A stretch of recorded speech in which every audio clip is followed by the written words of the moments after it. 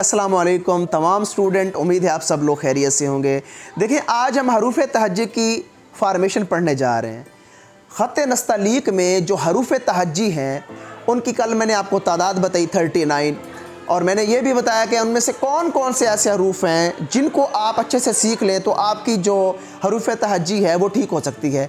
अब देखें, जिस तरह हमारी बॉडी होती है, जानवरों की बॉडी होती है, जिस तरह आप हर चीज़ का स्ट्रक्चर देखते हैं, सेम इसी तरह हरूफ तहज्जी का भी स्ट्रक्चर होता है। जब हरूफ तहज्जी को आप अच्छे से करते हैं तो आपकी जो दिमाग में फार्मेशन बैठती हैं, जब एक एक हर्फ की फॉर्म आपके बच्चे के दिमाग में और आपके दिमाग में बैठती है तो बच्चा उस लफ्ज़ को, उस हर्फ को सीखने के काबिल हो जाता है। क्योंकि जब हम लोग ये पेंसिल कलम छोटे मासूम बच्चे को पकड़ा देते हैं और उसको सिर्फ फर्जी बातें बताते हैं कि भाई यहाँ बे लिख के दिखाओ, अब बच्चे के दिमाग बेचारा वो एम्प्टी दिमाग है उसका, उसे नहीं पता कि बे कहाँ से मैंने स्टार्ट करना है और एंड कहाँ से करना है, बे की फॉर्म क्या है। जब आप बच्चों को एक एक हर्फ की फॉर्मेशन बताते हैं तब आपका बच्चा आसानी से पूरी हरूफ तहज्जी भी लिख लेता है और पूरी ज़िंदगी उसके दिमाग से वो नक्शा जो है ना वो रेज़ नहीं होता, वो उसी नक्शे के बिना पे पूरी ज़िंदगी वो लिखता रहता है जब उसकी प्रैक्टिस होती है। क्योंकि फ़ारसी का एक शेर है, गर तुम्हें खाही के बाशी खुश नवीस मी नवीसो मी नवीसो मी नवीस, मतलब अगर तू चाहता है कि मैं खुश नवीस हो जाऊँ, मैं खुश खत हो जाऊँ, तो फिर लिखता रहे लिखता रहे लिखता रहे। अब जब आपका बच्चा फार्मेशन को समझ के उसके बाद मी नवीस करेगा तो वो उसके लिए रिजल्ट ओरिएंटेड होगा।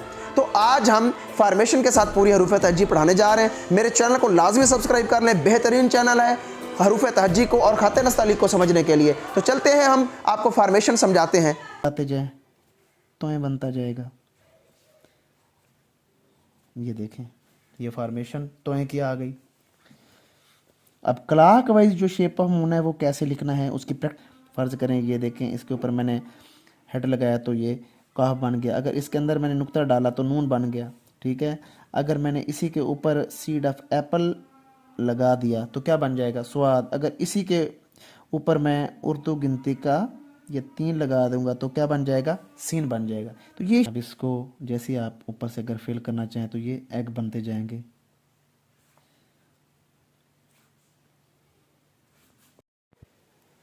बिस्मिल्लाहिर्रहमानिर्रहीम। तमाम स्टूडेंट, उम्मीद है आप सब लोग खैरियत से होंगे। तो आज हम हरूफ तहज्जी की जो बनावट है उसमें जो मेन चीज़ होती है, जो उसकी शेप्स होती हैं, जो कि ख़त नस्तलीक के अंदर तकरीबन 80% इस्तेमाल होती हैं। ख़त नस्तलीक में जो शेप्स हैं वो 80% यूज़ होती हैं, तो उनका इस्तेमाल आज हम पढ़ेंगे। और कुछ टूल्स के बारे में मैं आपको बताऊंगा कि ये जो टूल्स हमने अक्सर पिछली क्लासों में पढ़ा है, इनका मकसद क्या है इन टूल्स का। अब ये मैंने लिखा है उर्दू गिनती का 3। ये जो आपके सामने अभी लिख रहा हूँ ना, ये उर्दू गिनती का 3 है। तो असल में ये तो सीन का सिरा है, सीन का हेड है ये देखें गौर से, ये सीन का हेड ही है। जब आप लोग सीन लिखते हैं या सीन से बनने वाला कोई भी हर्फ लिखते हैं या लफ्ज़ लिखते हैं तो ये इसी तरह के स्टेप्स बनाते हैं आप। सबसे पहले जब इसके साथ हम लोग शेप ऑफ मून ड्रा करते हैं तो फिर हमारा क्या है, सीन बन जाता है। ये देखिए, ये सीन बन जाता है ऐसे, ये 1 2 3 दंदान स्टेप वाइज, और फिर उसके बाद क्या है, शेप ऑफ मून लगा देते हो।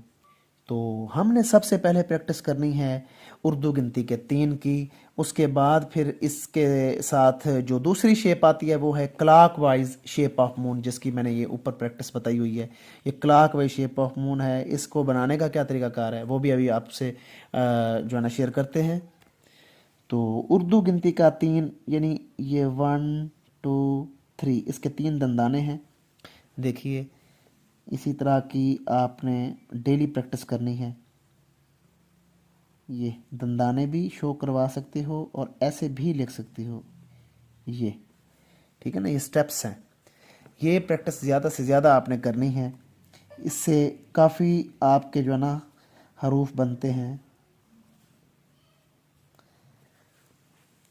तो अब इससे हम सीन बना के देखते हैं। ये देखें, अब यहाँ से मैं खींचूँगा शेप ऑफ मून, क्या बन जाएगा, सीन। अब इन तमाम से एक हरूफ बनाएंगे। ये इस तरह के हरूफ बनते हैं। मार्कर से मैं आपको थोड़ा सा बड़े फ़ॉन्ट में समझा दूं। ये देखें, ये 1 2 3, ये दंदान है स्टेप वाइज, 1 2 3, 1 2, देन ये तीसरा जो है ना यहाँ पे रोक दिया। अब इसके नीचे हमने clock wise shape of moon फर्ज करें अगर हम लगाएं तो ये क्या बन जाता है, सीन बन जाता है। ये सीन की फॉर्म। अब देखें दंदाने मैंने कहा आपको स्टेप वाइज होंगे, ये तरीकाकार रखना है। तो ये उर्दू गिनती का जो 3 है इसकी प्रैक्टिस आपने ज़्यादा से ज़्यादा करनी है। ये देखिए ऐसे,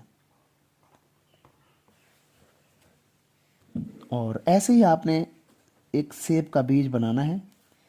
ये देखें ऐसे उल्टा हुक और इसको आके यहाँ पे मैच कर दें। ये देखें ये उल्टा हुक और ये इसके साथ, ये सीड ऑफ एप्पल है यानी सेब का बीज है। इसकी बनावट फिर से देखें, देखें ये डॉट्स, ये सेब का बीज। अब इससे क्या क्या बनता है, देखिए बड़ा अलिफ लगाएंगे तो तोय बन जाएगा।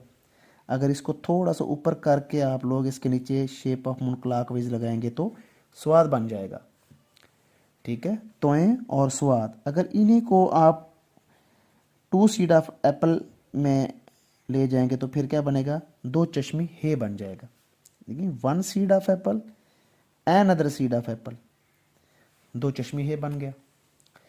और आप लोग देखें इसके ऊपर आप अलिफ लगाते जाएं तो ये बनता जाएगा। ये देखें ये फॉर्मेशन तो की आ गई। अब क्लॉक वाइज जो शेप ऑफ मून है वो कैसे लिखना है, उसकी प्रैक्टिस क्या है। अब देखें लाइन के नीचे भी आप जा सकते हैं, नो इशू। ये देखें ये लाइन के नीचे भी आप जा सकते हैं।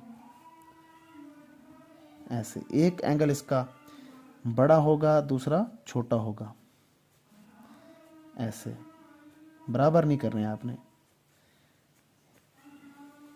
तो ज़्यादा से ज़्यादा प्रैक्टिस आपने इनकी करनी है। अब ये देखने में तो clock wise shape of moon है, लेकिन अब इसके ऊपर जब आप लोग हेड लगाना शुरू करते हैं तो ये काफ़ी अल्फाज आपको देना शुरू कर देते हैं। फ़र्ज़ करें ये देखें इसके ऊपर मैंने हेड लगाया तो ये काफ बन गया। अगर इसके अंदर मैंने नुक्ता डाला तो नून बन गया। ठीक है, अगर मैंने इसी के ऊपर सीड ऑफ एप्पल लगा दिया तो क्या बन जाएगा, स्वाद। अगर इसी के ऊपर मैं उर्दू गिनती का ये 3 लगा दूंगा तो क्या बन जाएगा, सीन बन जाएगा। तो ये शेप्स बहुत इंपॉर्टेंट हैं, ये इतनी फजूल नहीं है कि आप इनको इनकी प्रैक्टिस ना करें या समझें कि भाई ये हरूफ तहज्जी में इनका क्या इस्तेमाल होता है। तो आपके सामने मैं इनसे बहुत से हरूफ बना रहा हूँ।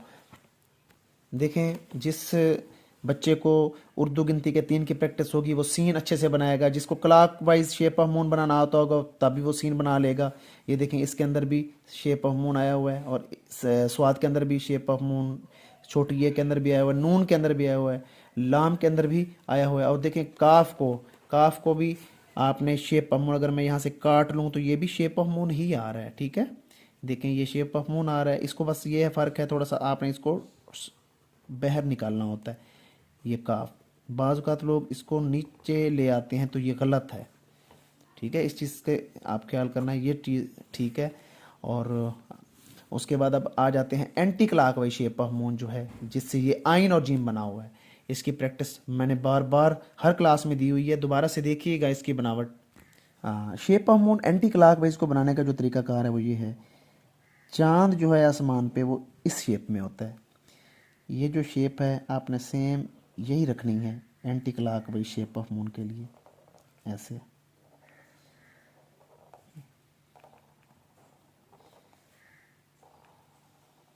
ये anti clock wise shape of moon है।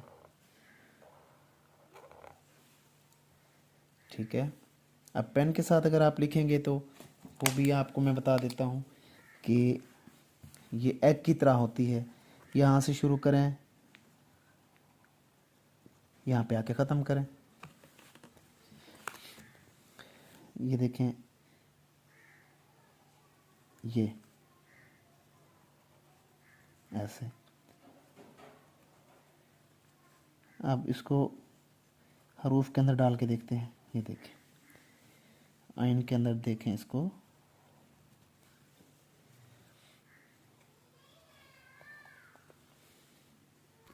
बाकी इस तरह आपने इसकी प्रैक्टिस करनी है कि अगर मैं इसको यहाँ से मिलाऊं तो ये एग भी बनता जाए। ये देखें, इतनी एक्यूरेट ये बनानी है कि ये एग भी बन जाए। ये देखा आपने, ये एग बन गया। जीम के अंदर भी आपने सेम ऐसा ही करना है। यहाँ से अगर इसको मैच करें तो एग बन गया। जब ये तरीकाकार आप रखेंगे तो कभी भी आपका जो बच्चा है वो गलत नहीं लिखेगा। जीम की एक फॉर्मेशन उसके दिमाग में आ जाएगी, पूरी ज़िंदगी वो जीम गलत नहीं लिखेगा। तो shape of moon anti clockwise, इसकी आपने ये प्रैक्टिस रोज़ाना करनी है। ये देखिए, अब इसको जैसे आप ऊपर से अगर फिल करना चाहें तो ये एग बनते जाएंगे। देखिए, ये आपने तरीकाकार रखना है शेप्स को बनाते हुए।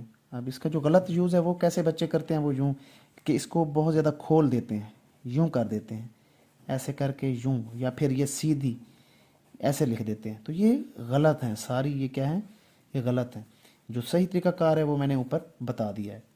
उर्दू गिनती के 3 का भी और सीन का भी मैंने तरीकाकार जो है वो बता दिया है। ये सही तरीकाकार है सीन का।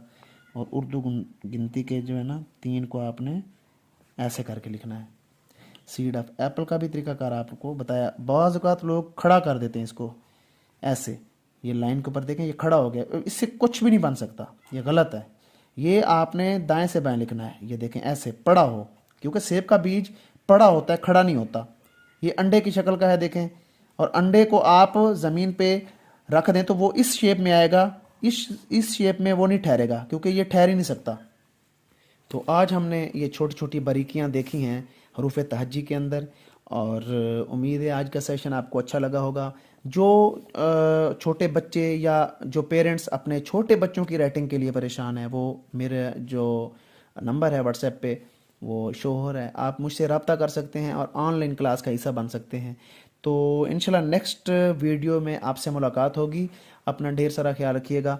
खुदा हाफिज़। मेरे चैनल को लाजमी सब्सक्राइब करना है आपने, बेल आइकन आपने लाजमी प्रेस करना है।